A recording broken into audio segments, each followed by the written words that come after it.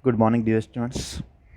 This is Sampat Bhadu, Assistant Professor of English, Government College, Sri Dungargad, Bikaner. Today we are going to take up the next poem, At the Back of Progress, composed by Taslima Nasrin, a prolific writer from Bangladesh. Taslima Nasrin is a Bangladeshi feminist author and former physician who was forced into exile in 1994 because of her controversial writings. Her father, Razab Ali, was also a physician. She was brought up in Mymensingh and went on to study medicine in the Mymensingh Medical College and graduated in 1984 with an MBBS degree. At college, she demonstrated her proclivity for poetry by writing and editing a poetry journal called Sanjuti. After graduation, she worked at a family planning clinic in Mymensingh for a while, but gradually gave it up to take up writing full time. Known as one of the noted feminist authors of South Asia, her works contained the patriarchal practices and oppression of women in the Islamic community. Her writing was sexual, honest, and received huge criticism from conservative Muslim population, as a result of which she was forced to go into hiding and relocate to Sweden. She rose to global fame by the end of 20th century due to her essays and novels with feminist views and criticism of religious fundamentalism.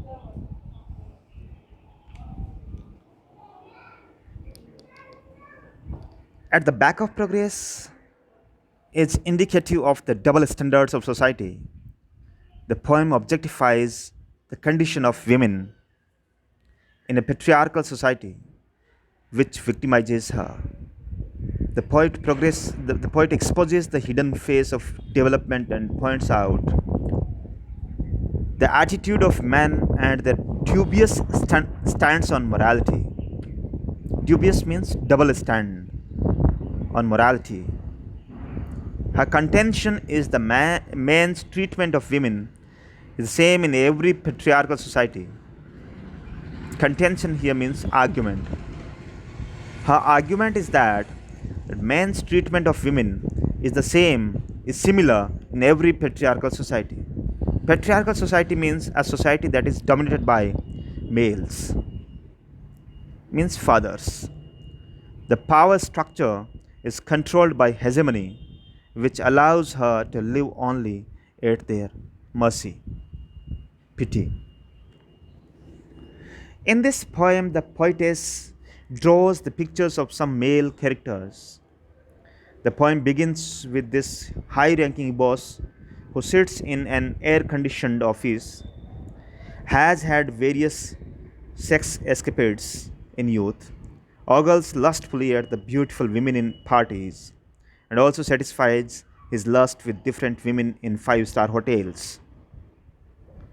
He also has the authority to give out character references to people, and the poet questions the veracity of such references from a man who is morally corrupt. Then she describes an employee who seems genuinely civilized and sophisticated, always engaged in a discussion of films, politics, art, and literature, speaks gently in the office.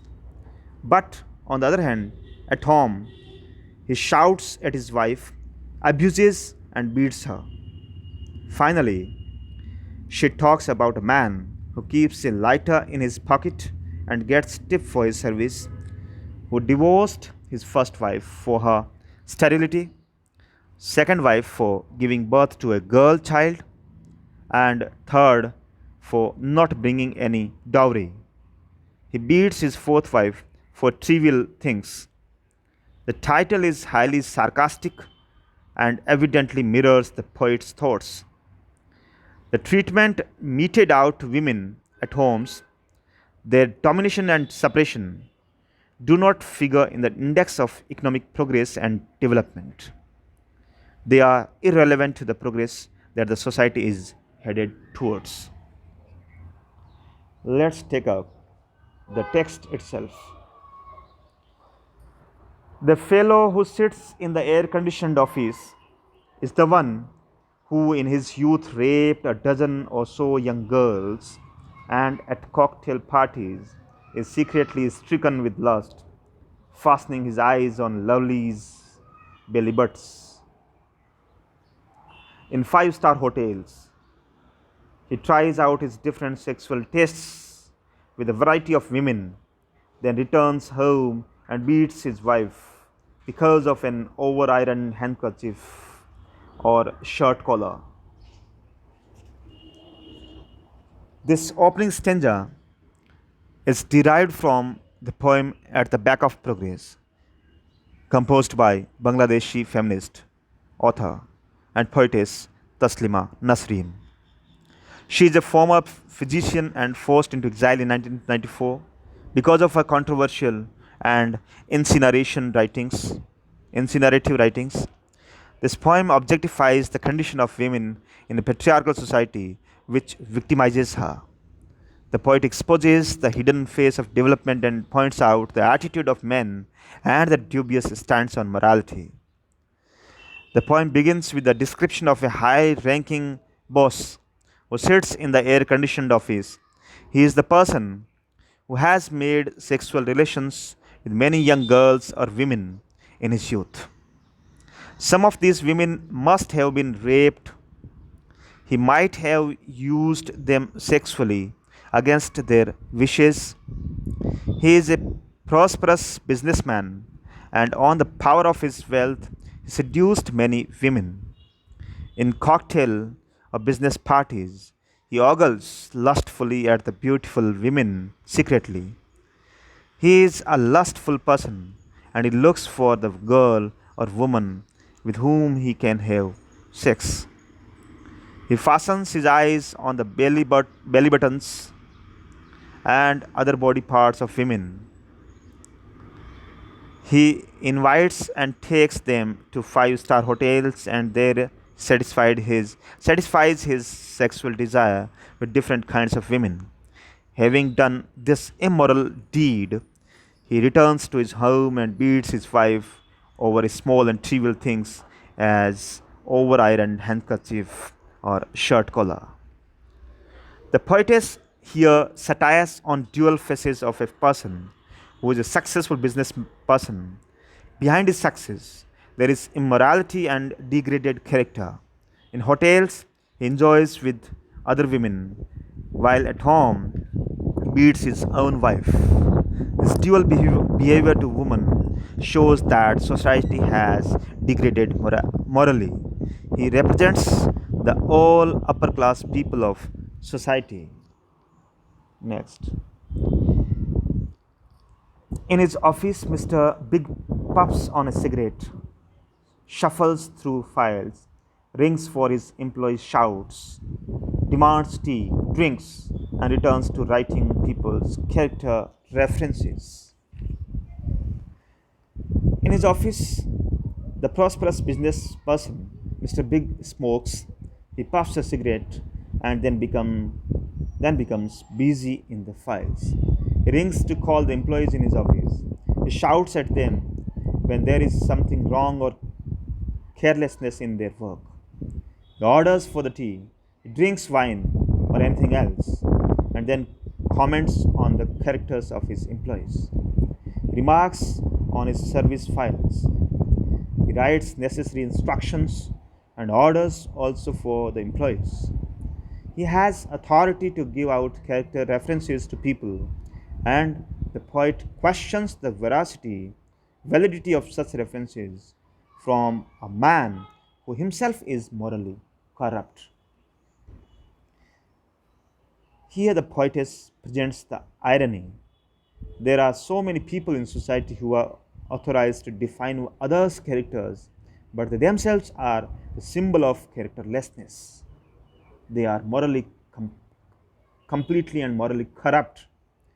Mr. Biff in this stanza is the symbol of modern politicians and business persons.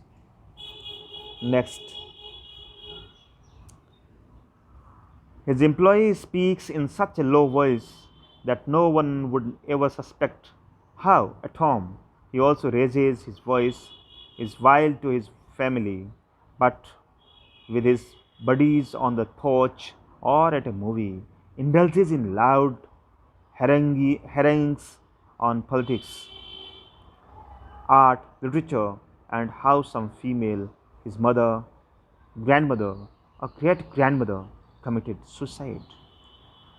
Bidding goodbye to his buddies, he returns home, beats his wife over a bar of soap or the baby's pneumonia. Then the poetess describes an employee who seems genuinely civilized and sophisticated. He is always polite in his office. He seems so gentle, and nobody could suspect that this fellow is a vile person at home and goes on shouting at everybody. He is always engaged in a discussion of films, politics, art, and literature, and on the issues also how someone's grandmother or mother committed suicide. He speaks gently in the office, but at home he shouts at his wife, abuses and beats her. He quarrels with his wife over small and petty trivial issues, such as the cake of soap or pneumonia to child. Thus, the poetess shows the dual and degraded morality of men. Next. Next day at work, he pleasantly brings the tea, keeps the lighter in his pocket, receives a tip of a couple of taka, and tells no one that he divorced his first wife for her sterility, second for giving birth to a daughter, his third for not bringing a sufficient dowry. Now, with wife number 4, he again has someone to beat over a green chili or a handful of rice. Finally, she talks about a man who keeps a lighter in his pocket and gets stiff for his service. Was divorced his first wife for her sterility, second wife for giving birth to a girl child, and third for not bringing any dowry. He beats his fourth wife for trivial things as green chilies or handful of rice. The title is highly sarcastic and evidently mirrors the poet's thoughts. The treatment meted out to women at homes, the domination and suppression, do not figure in the index of economic progress and development. They are irrelevant to the progress that the society is making. In the above stanza, the man changes women as if he changes the clothes. The modern society has developed mechanically and economically, but morally it has degraded to a dangerous level. The above person is a symbol of common person of society. So in brief we can discuss, in brief we can say that the poem is a kind of exposition of the double standard of society in respect of the treatment meted out to the women, to the 50% of our population, according to Taslima Nasrin and the feminist attitude. Still, women are treated with different standards, with separate standards. They are beaten, they are exploited, they are oppressed, they are raped, they are abused. Why? Why the males are doing like this? Why not they are treating them equally? So here Taslima talks about all these abuses. especially in the Muslim community. And due to that bold voice, she was exiled in 1994 from Bangladesh by the Muslim society. And she resided in India and the United States and Sweden, across the world. But her voice was never suppressed. You know, dear students, you can beat someone, you can hurt someone physically, but you can't suppress, you can't destroy, you can't end, abolish one's desires, one's ambition, one's dreams, and you can't suppress one's voice that comes from within, voice that is of your heart, that can never be suppressed. So, dear students, as human beings, we should also think in this regard. Let's advocate about the equality of rights, equality of opportunities for women too. Women are also human beings. They must be treated equally. They must be provided with equal opportunities to progress in life. They are also human beings. We should think about it. We shouldn't be so selfish. We here means I'm talking about especially males of the society. That we must not hesitate in meting out, in giving out the half portion of the rights to the half of the world.